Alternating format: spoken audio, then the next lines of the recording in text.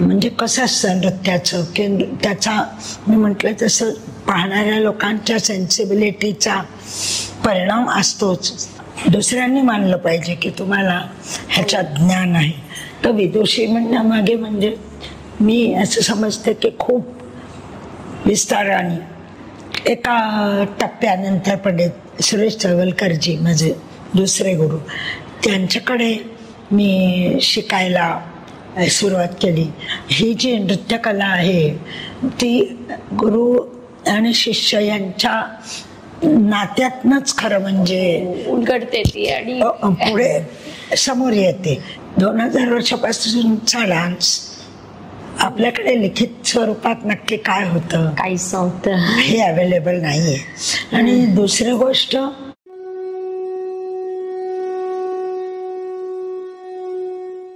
नमस्कार. भारतीय इतिहास हा अत्यंत पारंपरिक राहिलेला आहे. भारतीय इतिहासात संस्कृतीचं अनन्य साधारण महत्त्व आहे आणि संस्कृतीतील एक महत्त्वपूर्ण विभाग म्हणजे कथ्थक नृत्य. कथ्थक नृत्य याला भारतात स्वतंत्र इतिहास आहे आणि भारतात नव्हे जगभर भारतीय संस्कृती, भारतातील विविध कला यांचं महत्त्व पोचत आहे. या क्षेत्रात शमाताई भाटे यांचं नाव माहीत नाही अशी व्यक्ती शोधून देखील सापडणार नाही. आजचं पॉडकास्ट हे खूप स्पेशल होणार आहे. आपण विदुषी शमाताई भाटे यांच्या ऑफिसमध्ये आलेलो आहोत, त्यांच्या क्लासेसमध्ये आलेलो आहोत. आपण सर्वप्रथम ताईंचं स्वागत करू. ताई, तुमचं खूप खूप स्वागत आहे. या प्रिमाइसेसमध्ये मी पाय ठेवला त्यापासून एक सकारात्मक ऊर्जा जी अशी वाहवत माझ्याकडे आली, त्या ऊर्जेला तोड नाही, इतकी सुंदर ऊर्जा या ठिकाणी मला मिळाली. तुमचं आजचं कार्य सगळ्यांना माहिती आहे. शमाताई भाटे म्हटलं की सगळ्यांना खूप आश्चर्य वाटतं, कौतुक वाटतं. एक इन्स्पिरेशन आहात तुम्ही यंग जनरेशनसाठी, तर खूप मोठे इन्स्पिरेशन आहात. तर तुमचं बालपण कसं गेलं? कारण कोणतीही व्यक्ती एका दिवसात घडत नाही, मुळं येतात ती बालपणापासून. तुमच्या बालपणावर काय बोलाल? नमस्कार. तुम्ही या वास्तूबद्दल बोललात तेवढं सांगते की आता 38 वर्ष झाली इथेच. आम्ही 35 वर्ष ह्याच जागेत आहोत.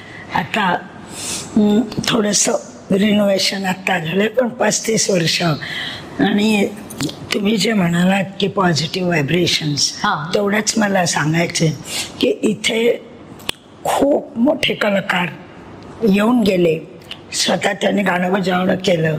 आणि आमच्या मुलींच्या तर 6 पिढ्या सकाळी 8:30 पासून.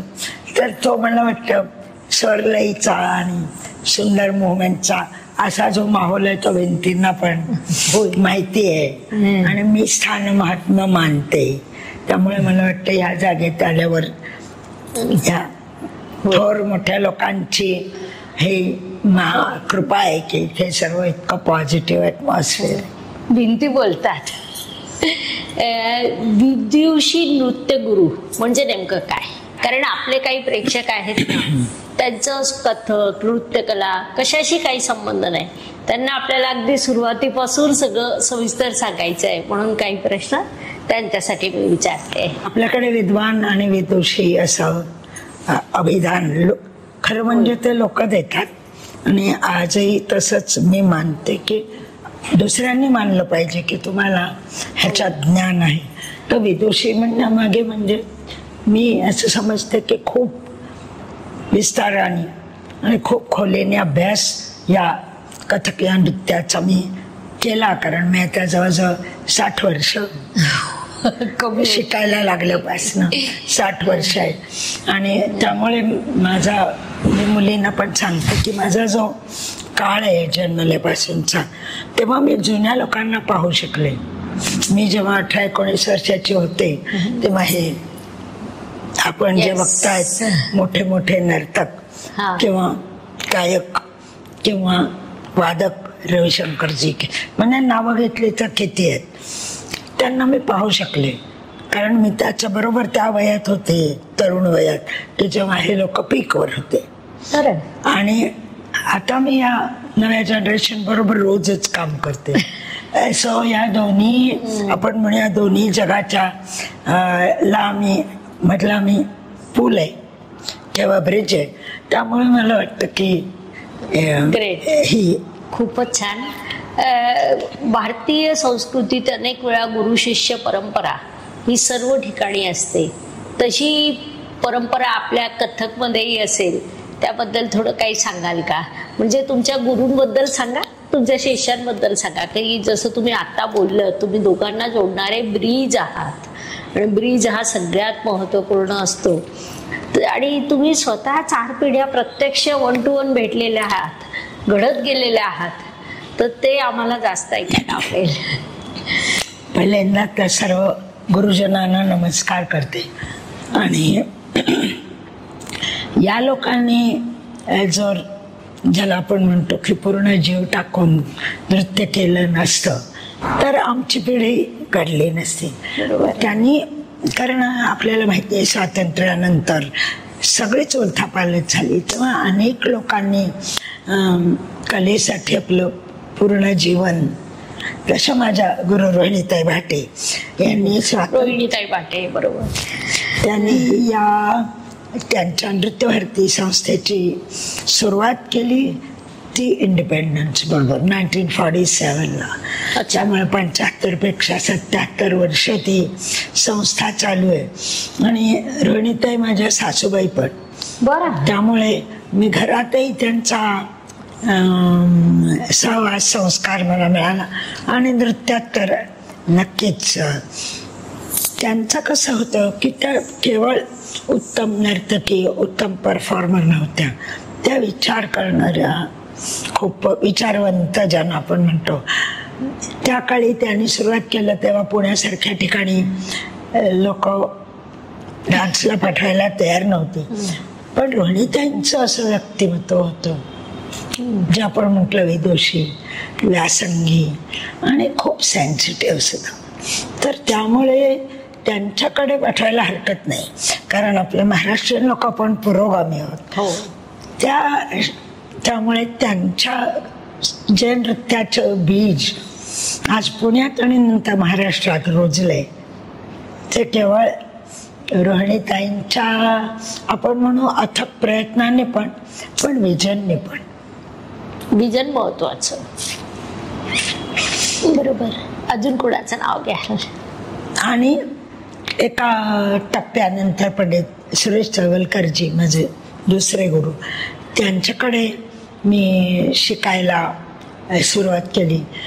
ते खूप मोठे तबला प्लेयरच आहेत असं नाही, तर ते म्युझिशियन आहेत. आणि नृत्य ही अशी कला आहे की नृत्याबरोबर जोडून संगीत येतं, जोडून साहित्य येतं, जोडून चित्र येतं.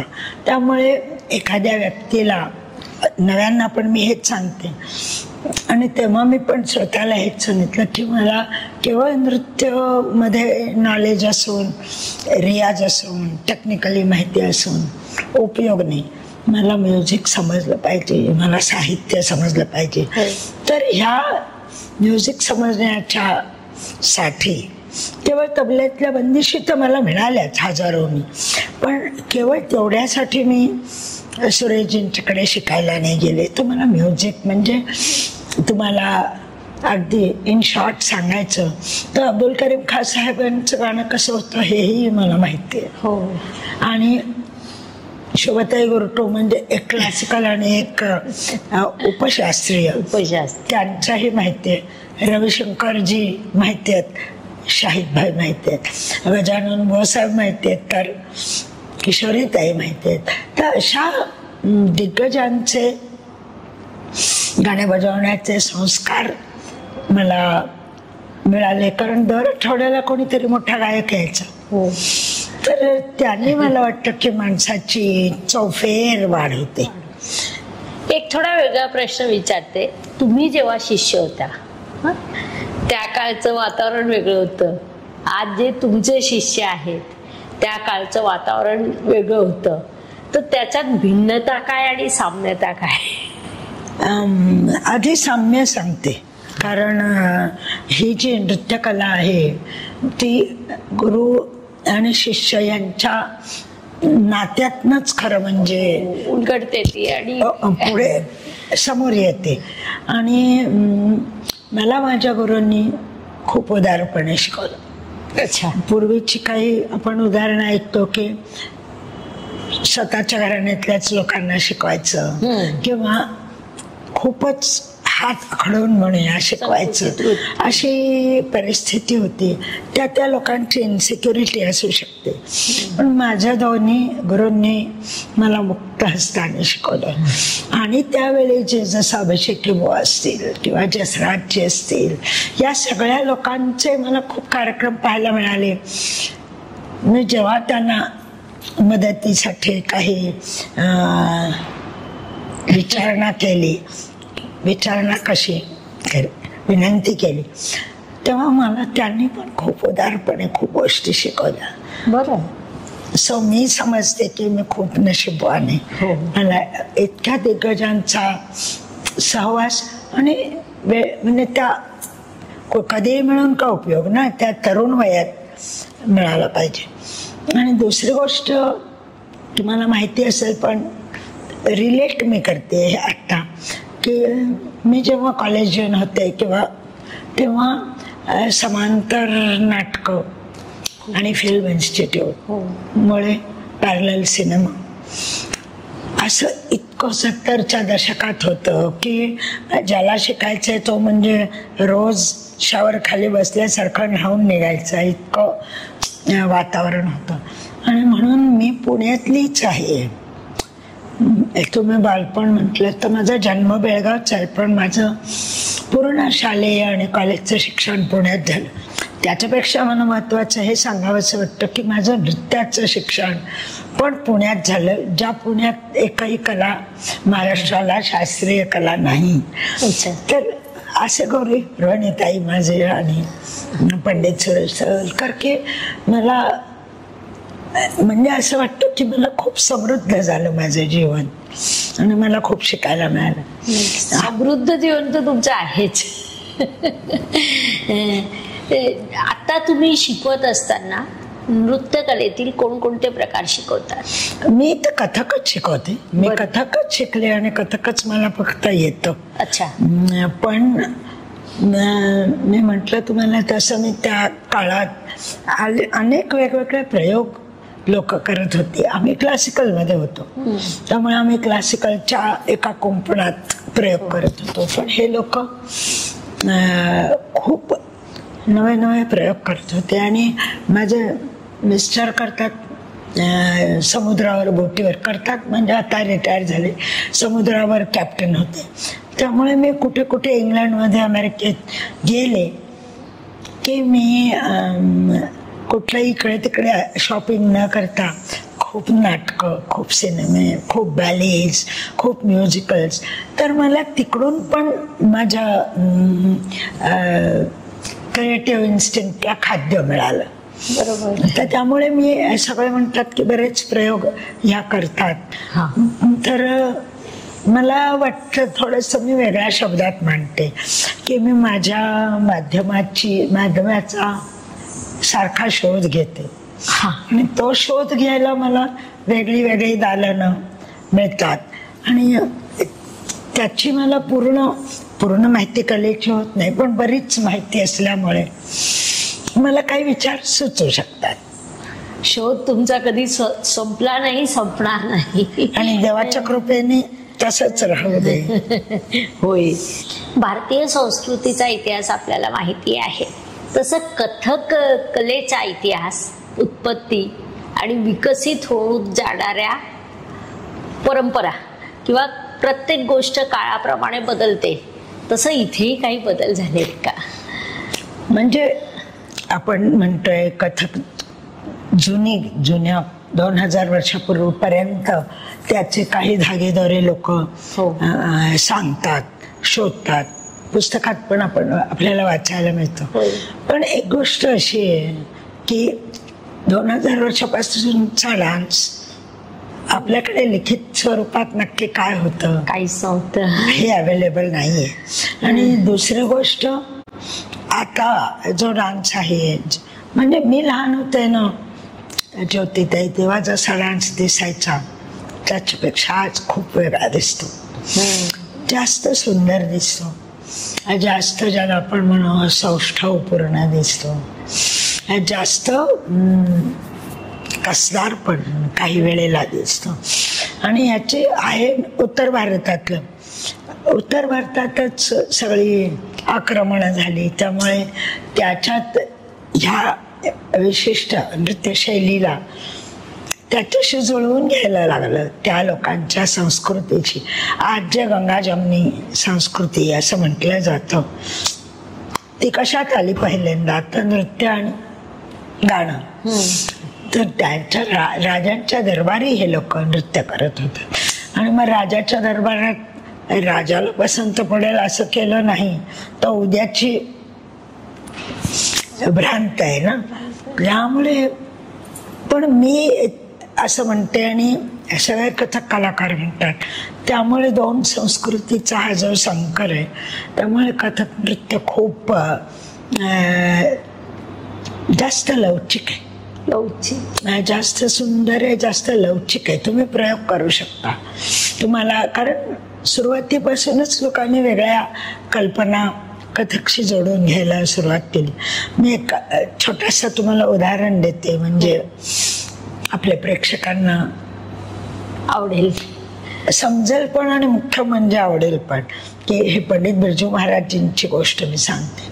त्यांचे काही वर्कशॉप्स मी केले आणि मला त्यांची जी आपण म्हणूया त्या एखाद्या प्रत्येक कलाकाराचं काहीतरी, तर त्यांची जी सुंदरता त्यांच्या देहबोलीत, त्यांच्या विचारात, त्यांच्या गाण्यात, त्यांनी नुसतं उभं राहिलं की त्यांच्या स्टान्समध्ये त्यांनी कथक नृत्य खूप सुंदर आणि समृद्ध झालं.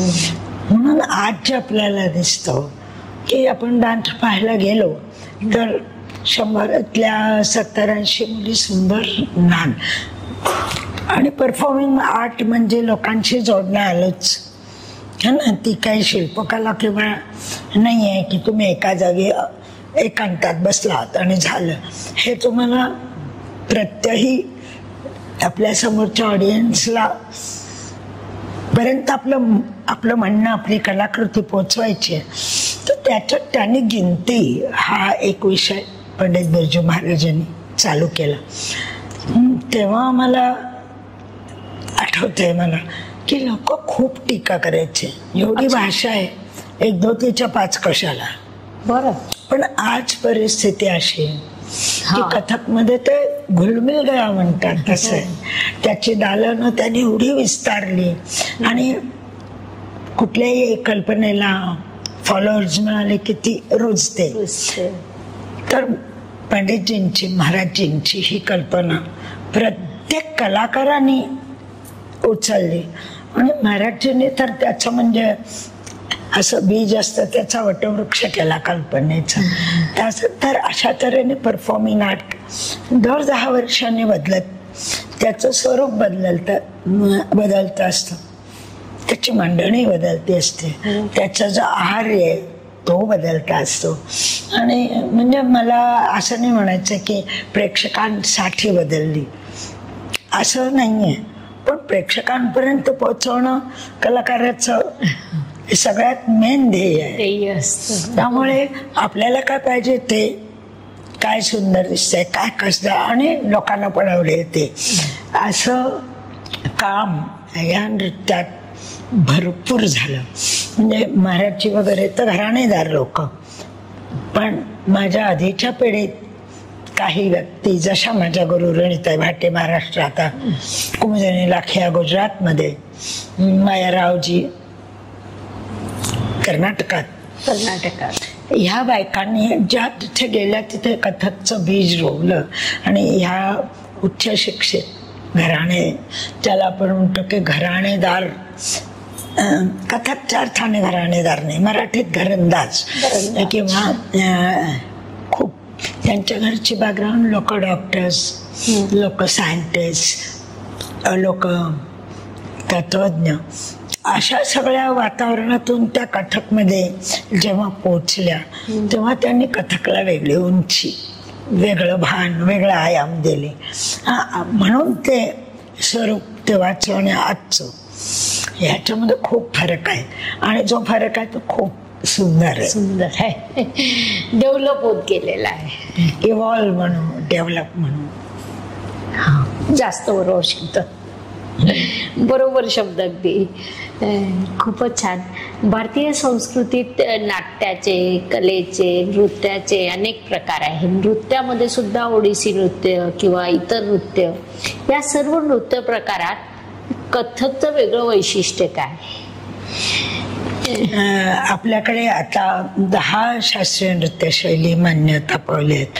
त्या वेगळ्या वेगळ्या, म्हणजे कसं असतं नृत्याचं की त्याचा मी म्हटलं तसं पाहणाऱ्या लोकांच्या सेन्सिबिलिटीचा परिणाम असतोच, पण तिथल्या लोकपरंपरांचाही परिणाम असतो. तिथल्या म्हणजे मी तुम्हाला छान छोटंसं उदाहरण सांगते की मला रोहिणीताई सांगायच्या की अगं सिंगार शिकवतो ना कानात गळ्यात, त्या म्हणायच्या उत्तर हिंदुस्थानी पद्धतीने आला पाहिजे. बरं, महाराष्ट्रीयन नाही चालणार. अच्छा. कारण कथक नृत्य आहे उत्तर हिंदुस्थानी मुळात. तर दागिन्यात काय फरक असतो, पण तुम्हाला लगेच लक्षात आलं की आपल्याकडे महाराष्ट्रात कोणी असं बायका घालत नाहीत, कोणी लावत नाहीत. आपली महाराष्ट्रीयन जी माझ्या पिढीची, नंतर तुमच्या पिढीची, आता थोडं नव्या पिढीला बदललंय, पण जी आपण म्हणू की आपल्या वडिलोपार्जित संस्कार होतात त्याच्याप्रमाणे आपण राहतो. मला आठवत नाही माझ्या आईने कधी लिपस्टिक लावलेली. असं आपलं महाराष्ट्रीयन लोक वेगळ्या विचाराचे होते, पुरोगामी होते, स्त्री स्वातंत्र्य. त्यामुळे ह्या गोष्टी ज्या आहेत त्या उत्तर हिंदुस्थानात आल्या आपल्याकडे, आणि त्यामुळे उत्तर पूजा केली तर उत्तर हिंदुस्थानी पद्धतीने, साडी नेसली तर उत्तर हिंदुस्थानी पद्धतीने, आणि हे सगळं नृत्यात दिसतं. नृत्यात आम्ही हे अंगिक अभिनयात सगळं व्यक्त होतं. त्यामुळे तो संस्कृतींचा असा संकर, आणि त्या संकर झाल्यामुळे त्या एकमेकात इतक्या मिसळून गेल्या की खूप सुंदरता आपल्याला दिसते. आणि बाकीच्या शैली, ओडिसी म्हणाल तुम्ही नाव घेतलं तर ते ओरिसातली आहे. ओरिसात जे कल्चर, जे लोकपरंपरा, जे स्कल्पचर कोणार्क सारखं, किंवा जे तिथलं म्युझिक, जे तिथलं ग्रंथ, ते प्रत्येक शैली त्याप्रमाणे त्यांचे मुद्रा वेगळ्या असतात. तुम्हाला आश्चर्य वाटेल, विषय सुद्धा खूप कधी कधी वेगळे असतात घेण्याचे, कारण ते प्रत्येक डान्स आपली संस्कृती आपल्या बरोबर घेऊन येतो. मग ती सगळी ओरिसा सारखी भूमी आहे की जिथे सगळ्या कला खूप वैभवानी आज प्रतिष्ठित, त्याचा प्रतिबिंब आपल्याला ओडिसीमध्ये दिसतं. कथकलीमध्ये पूर्ण मेकअप करतात आणि ते लार्जर दॅन लाईफ असं मसल्सचा वापर करतात. त्यामुळे तिथल्या निसर्गाचा, तिथल्या लोकांच्या ज्या निष्ठा, तिथल्या लोकांचे जे विचार, त्याचं आपल्याला प्रतिबिंब कथकलीत दिसतं. कथकला काय आहे, आणि आता आपण महाराष्ट्रात म्हणतो, तर महाराष्ट्रात कथक आजच्या शब्दात म्हणजे इम्पोर्ट झाले. अच्छा. पहिल्यांदा नव्हतं. त्यामुळे इथे आता 75 वर्ष रोहिणीताई काम करतात. आता आलं नाही, आलं केव्हा. तुम्हाला आश्चर्य वाटेल तुमच्याकडे काय आणि आमच्याकडे काय. मी सुरुवात केली तेव्हा 1 किंवा फार तर 1.5 क्लास होता. आज प्रत्येक लोकॅलिटीत क्लास आहे कथकचा, आणि प्रत्येक लोकॅलिटीत उत्तम काम होत आहे. त्यामुळे बदल तर होणारच, आणि बदल होणं गरजेचं आहे. ते परंपरेला चिकटून कसे होतील, परंपरेची मूल्य सांभाळून कसे होतील, हा खरा आपण म्हणू हे खरी कसोटी. तर तसं कथकमध्ये काम झालं. म्हणून आज कथक मला वाटतं टॉप मोस्ट पोझिशनला आहे. खूप वेगळे वेगळे प्रयोग, खूप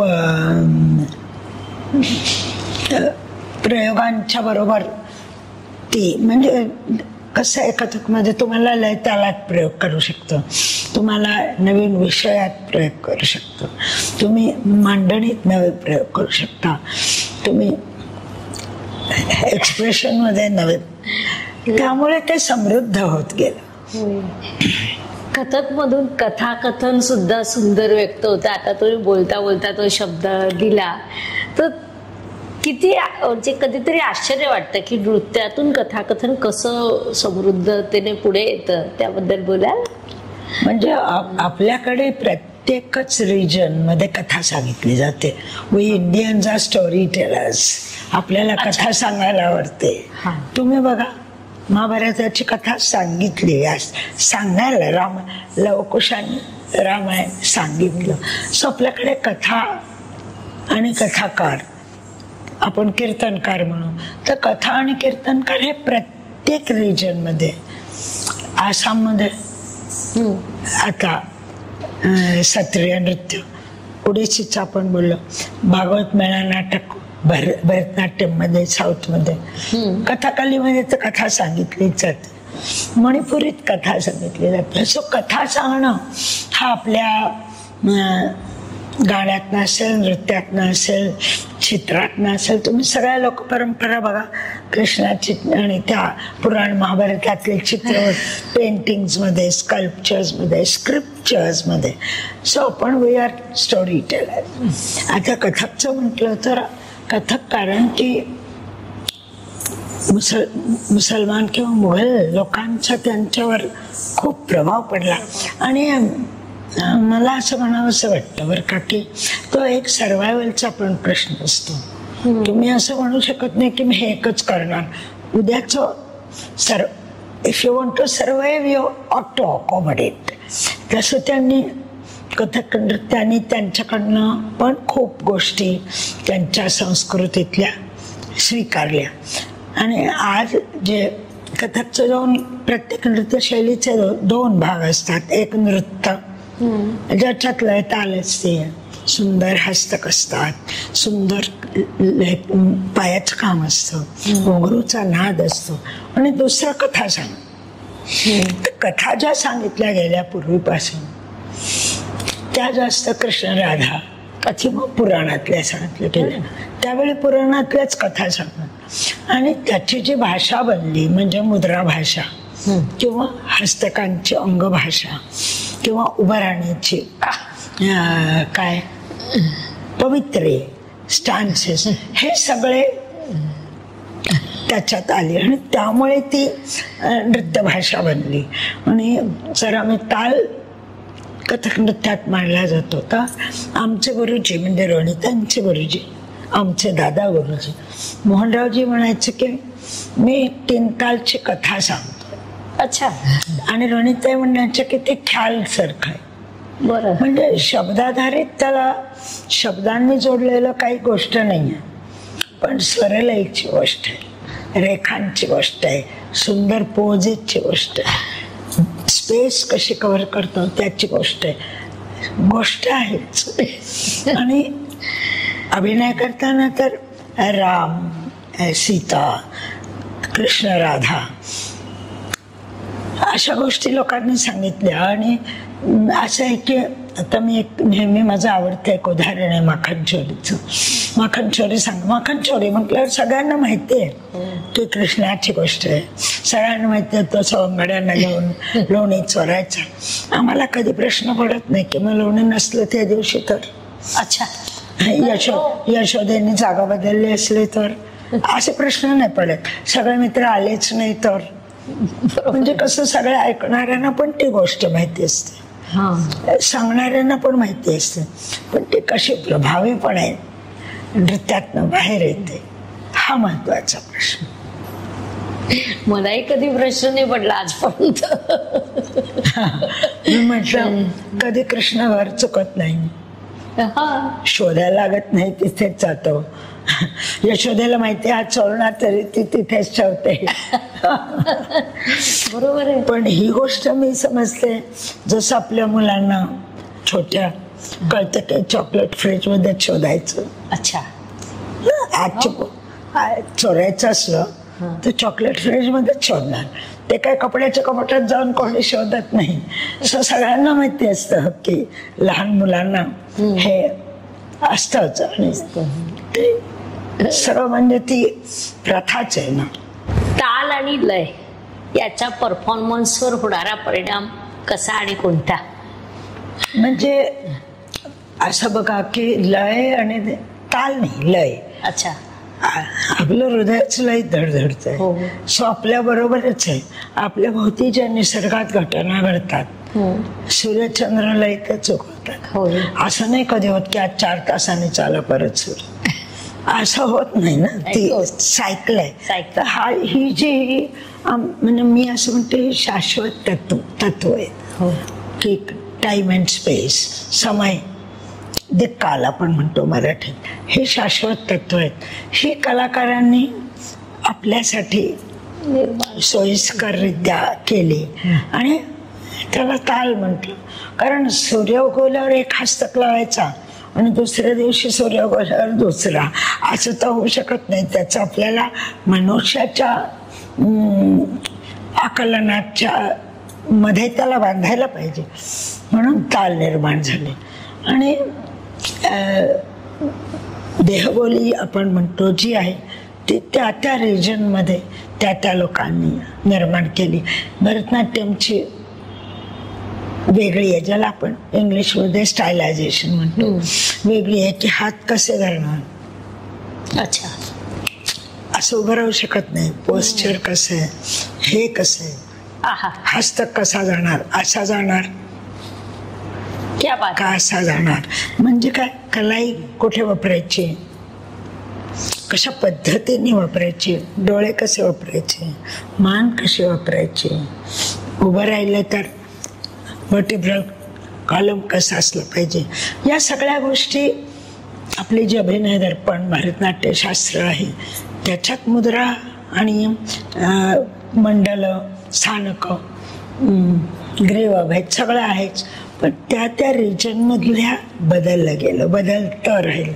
आणि अभिनय दर्पण किंवा भरतनाट्यशास्त्र काय आपल्याला व्हिडिओ नव्हता तेव्हा, त्यामुळे ते सांगतात अशी पताका, पण भरतनाट्यमने अशी स्वीकारली, कथकने अशी स्वीकारली.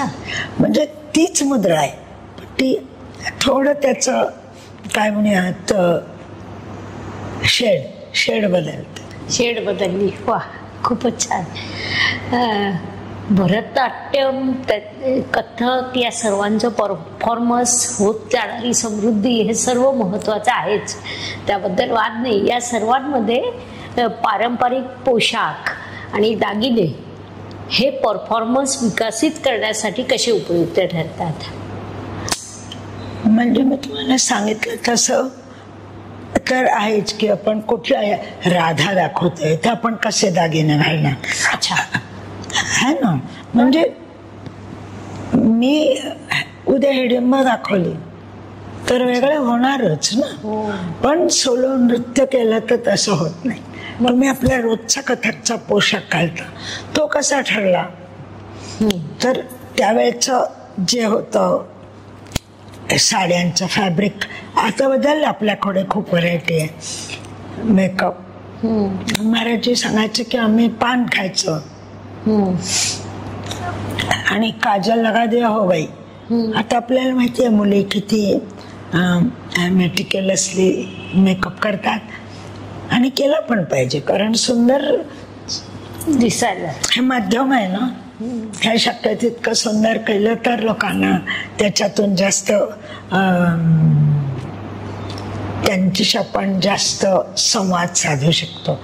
पहिल्यांदा तर पोशाख दिसणार, मग डान्स दिसणार. त्यामुळे ती गोष्ट काळाबरोबर स्वीकारत गेले लोक. मग असं तुम्हाला म्हटलं तसं प्रत्येक शैलीची आपली स्टायलायझेशन, त्यामुळे त्या स्टायलायझेशनला काय सुंदर दिसेल, त्या लाईन्स, ही लाईन आहे, ही लाईन आहे, ही लाईन आहे, ही कशी सुंदर दिसेल, त्याप्रमाणे बसल्या बसल्या किती बोलू शकते. वेशभूषा तयार झाली. लोक दूर असतात, त्यांना आपल्या डोळ्यातले भाव दिसले पाहिजे. तर अशा अनेक गोष्टी लोक काळाप्रमाणे, बघा ना, आपण कधी आपल्याला वाटलं होतं का की आपण आपल्या प्रत्येकाच्या हातात मोबाईल असेल, कुठूनही कोणाशी कोणीही बोलतंय, कुठलाही फोटो घेतंय.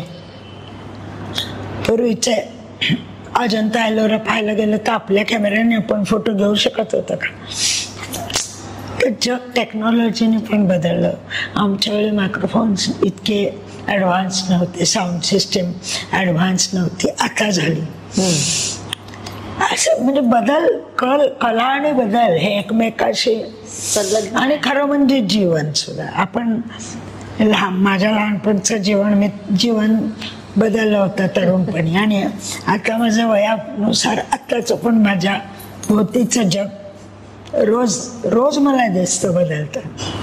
कथकमध्ये फुटवर्क आणि घुंगरूचा वापर आणि त्याचं महत्व सांगता येईल? म्हणजे माझा फारच आवडता विषय तुम्ही सगळ्यात सांगितला मला बोलायला. कथक किंवा कुठल्याही आपल्या डान्समध्ये, म्युझिकमध्ये लय असल्याशिवाय काहीच घडत नाही.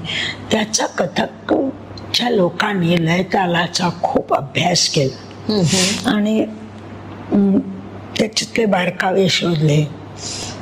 आणि इतर कुठल्याही नृत्यशैलीत पहा, घुंगरूचं एवढं महत्व नसतं जेवढं कथकमध्ये. 200 घुंगरू घालतात म्हणजे ती जी रेझोनन्स म्हणतो, नादमयता म्हणतो, ती हस्तकंगाच्या बरोबरीने महत्वाची आहे. तुम्ही कशा पद्धतीने धा देणार, इतक्या साध्या गोष्टीत घुंगरूचा वापर. आणि अजून एक इंटरेस्टिंग गोष्ट तुम्हाला सांगते की गिरीधरची गत सगळे करतात, तर त्याच्या जेव्हा वीज कडकडते तेव्हा तत्कारचा उपयोग होतो. जेव्हा पावसाची संततधार लागते तेव्हा धिंदिन्ना असे पाय लागतात. वीज असते तेव्हा धर्रा असे पाय लागतात. सो तो साऊंड आणि त्याची म्युझिकॅलिटी ह्याचा उपयोग खूप कथकमध्ये करून घेतलाय. आणि मगाशी मी म्हटलं तसं कॉम्पोजिशन्स, ज्याला बंदिशी म्हणतो आपण, कथकमध्ये आपल्या स्वतःच्या बंदिशी तर आहेतच, पण तबल्याच्या आहेत, पखावतच्या आहेत, शिवाय साध्या बोलीभाषातलेही आहेत की छम छम छम छन नूपुर की झनकार सुनावत, अशा बंदिशी बुजुर्गांनी तयार. त्यामुळे ते घुंगरू असं समजूयात की तबला प्लेअरचा तबला, सितारची सितार, तसं आमचं घुंगरू. पुन्हा एकदा कुठलं सांगू आता? हे जे चमच बोल म्हणून छम छम छम छन नूपुर की झनकार सुनाव, बाल बाल सब जमुना तट पर सखिन के संग रह रचाव, कोई नाचत कोई धिरकत मटकत, कोई गावत कोई ताल बजावत, सर्प मयूर अस्प गजहंसा, जे हाय हाय सब देखन धावत. कथक हा भारतीय संस्कृतीतील प्रकार फक्त स्त्रियांसाठी आहे की पुरुष देखील करू शकतात, किंवा स्त्रिया ज्या पद्धतीने प्रेझेंट करतात तसं ते पुरुष देखील करू शकतात का? मला आवडतं आणि रोहिताई पण मानायच्या की जेंडरचा नृत्याशी तसा संबंध नाही. बरं. आपल्याकडे उदाहरणार्थ शंकराने तांडव केलं, पार्वतीने लास्य केलं, आपले सगळे देव नाचले. कृष्ण माहितच आहे, गणपती, सगळ्या देवांना बघा, एकेकाला सरस्वतीला, कृष्णाला, सो सगळ्या देवांना डमरू, सगळ्या देवांना वाद्य आहेत. सो आपल्या विचारात नृत्य आणि संगीत त्या संस्कृतीचा खूप अविभाज्य भाग आहे असं मी म्हणेन. तर म्हणून मला म्हणायला वाटतंय की हा वेगळा काढून अडॉप्ट केलेला भाग नाही, हा संस्कृतीचाच भाग आहे. घुंगरूचं तुम्ही म्हणालात, आपल्या फोक डान्सेसमध्ये पण घुंगरू असतात. हो, घुंगरू हा आपल्या नृत्याचा अविभाज्य भाग आहे. कोणी इथं आणतं, अच्छा, म्हणजे राजस्थानात जे 12 पद्धतीने म्हणतात मंजिरा, ते इथे पण असतात, इथे पण असतात, इथे पण असतात. अच्छा. सो घुंगरू आहेतच. त्याचा आपल्या कामासाठी, अभिव्यक्तीसाठी विचार वेगळा वेगळा आहे. कुठला वेस्ट सारख्या घुंगरू शिवाय आपला डान्स नाही. एक उदाहरण सांगते की मी रावणात ही कॅरेक्टर व्यक्तिरेखा मांडते. तर मी विचार केला, त्याचं नाव आहे अंतर्द्वंद्व. अच्छा. रावणाला मी स्प्लिट पर्सनॅलिटी सारखं बघतो. बरं. जी व्यक्ती महान शिवभक्त, प्रकांड पंडित, दशग्रंथी ब्राह्मण, त्याला आयुर्वेद माहिती, त्याला तुमचे ज्योतिषशास्त्र माहिती, त्याला शास्त्रविद्या माहिती, त्याला राजनीती माहिती, काय माहित नाही, पण तरी तो सीतेचं हरण, दुसऱ्याच्या बायकोचं हरण करायचं कारस्थान रचतो. म्हणजे हे स्प्लिट आहे. हा माणूस हा कसं करू शकेल?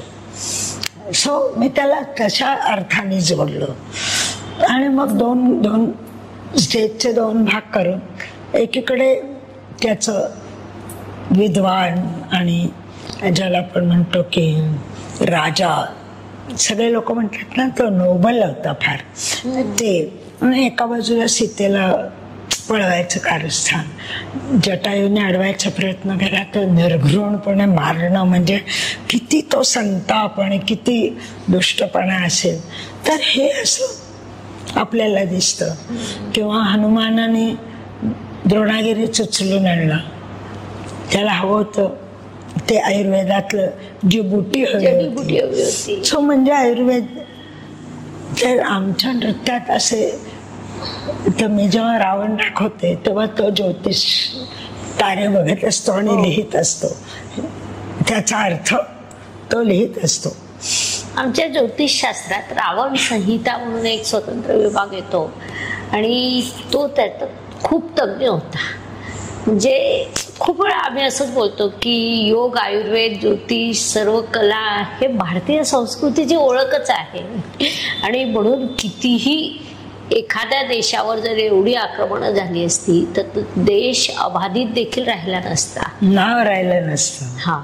आणि एवढी आक्रमणं होऊन सुद्धा आज भारत टिकून आहे, प्रत्येक संस्कृती टिकून आहे. आता तुम्ही कला सांगताना सांगितलं तर आपली कला आहे ती टिकून आहे आणि तिने बाहेरच्या येणाऱ्यांना ऑब्झर्व करून घेतलं, ऍब्सॉर्ब करून त्याचा भाग झाला. हो, संपूर्ण भाग झाला. म्हणजे आता आपण विसरलो की आपण ऍब्सॉर्ब करून घेतलं. होय, एक ग्रुप झालो. हे थिंकिंग किती फ्री आहे. मी म्हटलं कथक लवचिक आहे, भारतीय संस्कृतीचा विचार किती लवचिक आहे. ते दुसऱ्यांचं चांगलं घ्यायला काही त्यांना अडचण नाही आणि ते आपलंसं करायलाही अडचण. सो ही गोष्ट म्हणून मी म्हटलं तुमच्याकडे गुरु शिष्य परंपरा आहे, तीच संगीत कलेत, नृत्य कलेत. देवाला पूजा अर्चेचे जे अनेक सांगितले त्याच्यात ह्या सगळ्या कला आहे. असं बाहेरचं काही नाहीच आहे, सगळं एकत्र आहे. जे गणितशास्त्र असेल, ज्योतिषशास्त्र असेल, संख्याशास्त्र असेल, मग त्याचे रेफरन्सेस आमच्या कलेत येतात. आयुर्वेद मी सांगितलं तसं की जडीबुटी आणली त्याने. रावणाचं मी सांगितलं की ज्योतिषशास्त्र. पण आपल्याकडे असं पण आहे ना की वर दिला आणि मग त्याला सांगितलं की असा वर शाप दिला आणि उशाप पण दिला.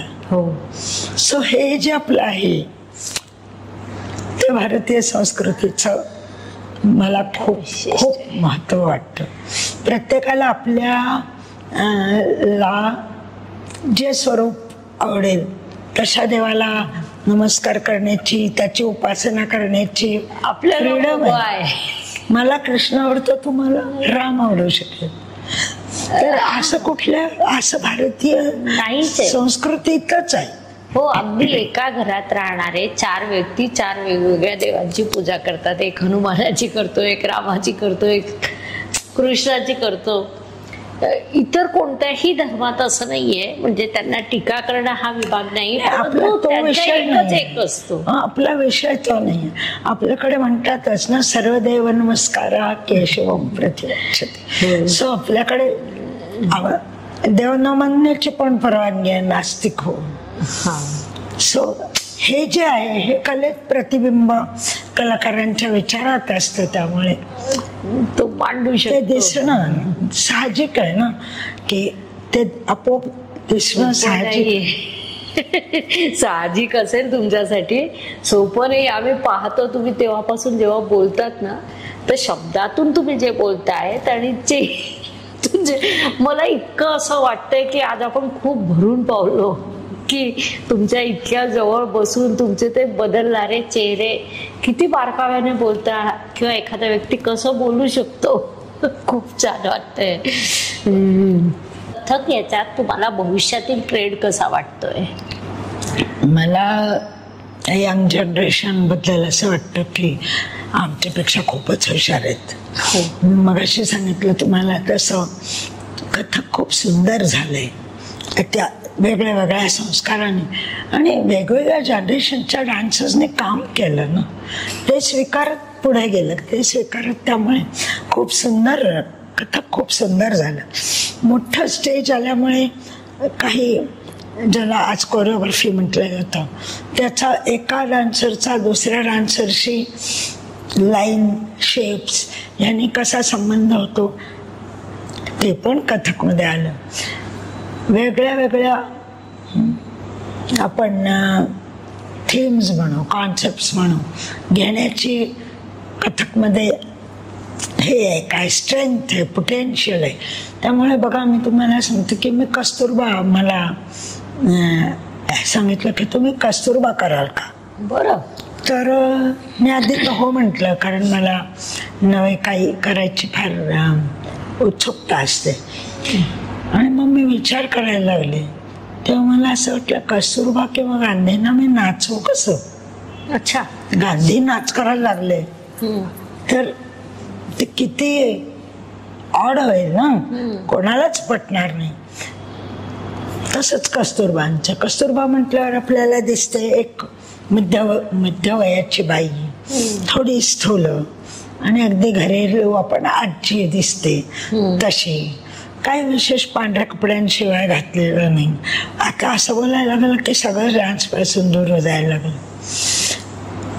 मग मी विचार केला की मी त्या स्पिरिटमधनं कस्तुरबांचं स्पिरिट घेऊन डान्स बसेल. अच्छा. म्हणजे जी डान्सर आहे तिला कस्तुरबांचं स्पिरिट अशा तऱ्हेने समजतं की जेव्हा त्यांचं लग्न झालं तेव्हा दोघंही खूप अल्पवयीन होते, आणि असं आपल्या वाचनात येतं की गांधींना कस्तुरबांशिवाय आणि कस्तुरबांना गांधींशिवाय चैन पडत नव्हतं. ते एकमेकाच्या इतके एकरूप 13 वर्षाच्या वयात. तर मी डान्स असा वापरला की ते साहचर्य दाखवू शकेल. पोशाख नाही वापरले, गाणी नाही वापरली. तर हे मला कल्पना कशी सुचली, तर आपल्या शास्त्रात साधारणीकरणाचा विषय, तुमची माझी हिची सगळ्यांची इमोशन सारखीच आहे. हो. ती व्यक्त करणारी व्यक्ती वेगळी दिसते, वेगळे कपडे घालते, वेगळ्या काळातली असते, पण ते जे एकत्रपणा आहे नव्या लग्न झालेल्या नव्या मुलांचा, तो आजही तसाच आहे. तर ते मी असं त्याच्यातलं, ज्याला आम्ही टेक्निकल भाषेत साधारणीकरण म्हणतो, ते साधारणीकरण वापरून मी ती कस्तुरबांची गोष्ट तयार केली. त्यांचा जेव्हा गांधीजींचा आणि त्यांच्या मुलाचे मतभेद झाले, आपल्याला माहिती आहे की खूप संघर्ष, आणि त्याच्यात कस्तुरबांची खूप ओढाताण झाली. मनाची ओढाताण तर होतेच ना बाईची. तर ते मी उचललं की आज पण तेच आहे ओढाताण. आज वडील मुलगा त्यांचे क्लॅशेस, त्यांना वेगळ्या, मुलाला वेगळं वाटतं, वडिलांना वेगळं वाटतं, आणि जी आई असते ती तारेवरची कसरत करत असते. तर असं साधारणीकरण मी घेतलं आणि ती पूर्ण गोष्ट म्हणली. कथ्थक आरोग्यासाठी कितपत उपयुक्त आहे? असं 2-3 गोष्टी सांगते मी. इतके वर्ष डान्स करते तर मला व्यायामासाठी दुसरं काही शोधायला लागलं नाही. आणि अजूनही मला डायबिटीज किंवा BP, हार्टचा प्रॉब्लेम, बीपीचा प्रॉब्लेम असं नाही. तो कॉन्स्टिट्यूशनचा पण देवाने दिलेला आहे. पण नृत्यामुळे जो मला रोज आनंद मिळतो त्याचा पण त्याच्या माझ्या स्वस्थ असण्यावर परिणाम आहे असं माझा विश्वास आहे, श्रद्धा आहे. त्यामुळे आरोग्य चांगलं, तुमचं कॉन्सन्ट्रेशन वाढतं, तुमचं कम्युनिकेशन वाढतं, तुमचं कॉर्डिनेशन सगळ्या शरीराचं वाढतं, तुम्हाला कॉन्फिडन्स देतं. अजून काय पाहिजे आरोग्यासाठी? खूप छान. ह्या गोष्टी नृत्यात, म्हणजे माझ्याकडे मुली येतात 7 वर्षाच्या, 8 वर्षाच्या, आणि मग त्या वाढत वाढत जेव्हा त्या 16, 17, 20, 22 तेव्हा त्या इतक्या सुंदर दिसतात. कशा की त्यांच्या शरीरामध्ये नृत्य जातं म्हणून ते नृत्य सुंदर असतं. चेहरा थोडे न बदलणार आहे, नाही का, जसे डोळे तसेच डोळे राहणार. पण खूप छान. आमच्या प्रेक्षकांपैकी प्रेक्षकांना, त्यांच्या पाल्यांना जर कथ्थक शिकायचं असेल तर त्यांनी तुमच्याशी संपर्क कसा करावा? आज सोशल मीडियाचं जग आहे. सगळीकडे सगळे सगळ्यांना बोलत असतात, भेटत असतात. आणि मी थोडी मागच्या जनरेशनची असली तरी मला, आणि म्हणून माझा एवढा सोशल मीडियाची संबंध नसला तरी माझ्या मुली आहेत ना, त्याच्याशी नव्या जगाशी जोडलेल्या आहेत. अच्छा, एखादा फोन नंबर देता येईल? आमच्या डिस्क्रिप्शन बॉक्स मध्ये टाकून देते, म्हणजे लोक. आणि जेव्हा जेव्हा प्रोग्राम्स होतात किंवा काही, तेव्हा तुम्ही फेसबुक, इंस्टाग्रामवर त्या गोष्टी टाकतात. आपण आमच्या प्रेक्षकाला नृत्य गुरु म्हणून काय सल्ला द्याल? मी नृत्य गुरु म्हणून पेक्षा नृत्य साधक म्हणून सांगतो. क्या बात आहे. की मगाशी मी म्हटलं तसं ते नृत्य करण्याने मला वाटतं मला आयुष्यात तोल सापडला, संतुलन सापडलं. मला असं वाटतं की नृत्य करण्याने माझी पॉझिटिव्ह झाली, विचार करण्याची पद्धत म्हणा, मानसिकता म्हणूया. कारण नृत्य काय दाखवतं आपल्याला? तर बॅलन्स आणि हार्मोनी. तर त्याच्याशीच आपण, मी 24 तास नृत्यातच असते. त्यामुळे मला असं म्हणायचं नाही की मी आता कुठे मला राग येतो, वाईट वाटतं, दुःख होतं. बरं. पण तरी ते सावरायला मला माझं नृत्याने शक्ती, असं मी म्हणेन. मनुष्य आहे, त्याच्याबरोबर त्याचे आहेतच ना. माणूस आहे, त्याला सगळ्या भावभावना लागू आहे, परंतु नृत्य तुम्हाला ती एक ताकद देतं की तुम्ही त्यातून सहज बाहेर येतात. खूप छान वाटलं. बाहेर येतो. दुसऱ्याला पण नृत्य कशी कला आहे की तुम्ही जर सुंदर नृत्य पाहिलं तर तुम्हाला पण आनंद मिळतो. असं आपल्या पहिला नंबर माझ्या मुलाचा आला तर तुम्हाला नाही आनंद वाटेल. जितका मला, माझा पॉइंट असा आहे की ते स्वशी जोडलेला नाही, तो आनंद. आपल्याला आज जर कोणी लावलं कुमारजींचं, जसराजजींचं गाणं तर आपल्याला खूप आनंद होतो. म्हणजे तो निराकार असतो, निर्भेळ असतो. तसा आनंद मी म्हणते, गाडी आली हिच्याकडे तर मला वाटलं वा छान झालं. पण तसं स्वरलय संगीत नृत्य असं आहे की तो आनंद माझा नाही आहे, तो सर्वांचा मिळून एकत्र.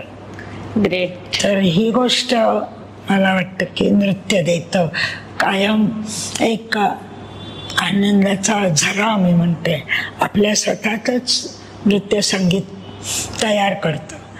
आणि त्याच्यामुळे मला वाटतं की अजून माणसाला शेवटी काय पाहिजे, आनंद हाच तर सगळ्यात आपल्या संस्कृतीत ऋषी मुनींनी निर्माण केलेल्या ज्योतिषशास्त्राबद्दल तुमचं मत काय?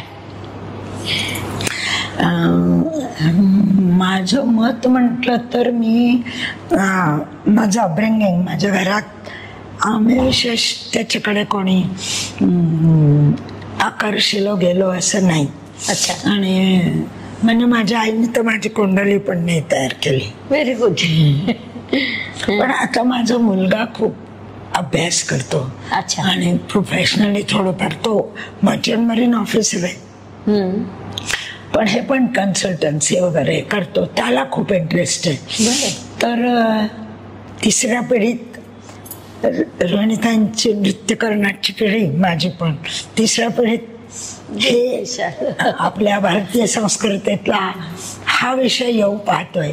मला छान वाटतं. वेदाचं 6वं अंग तिसऱ्या पिढीत. खूपच छान. आज मी जसं तुम्हाला कमिट केलं होतं की आजचं पॉडकास्ट हे खूप सुंदर होणार आहे, ते सुंदर झालेलंच आहे. ताई, आपल्याला अजून काही असं छोटीशी कला दाखवता येईल तुमच्या एखाद्या विद्यार्थिनीद्वारे?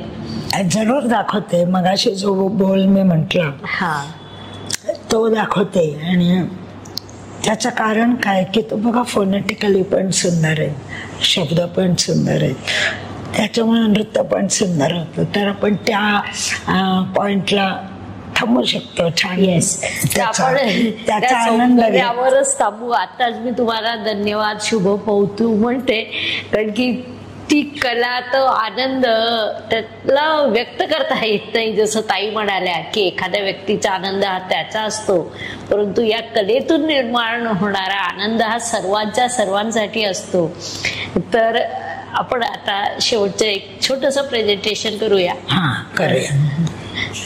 दिन दिन नाना, दिन दिन नाना, दिन दिन ना, छम छम छम छन झनकार बाल बाल सब जमुना तट पर रस रचावत, कोई नाचत कोई कोई गावत, कोई ताल बजा, सर्प मयूर अस्प गज हंसा सब देखन धाव, पर बंसी की टेर सुनते बलिहारी अकुलावत, बलिहारी माधो मैं हारी माधो, मैं वारी माधो. वाह, गजब. धन्यवाद शुभम भाऊ.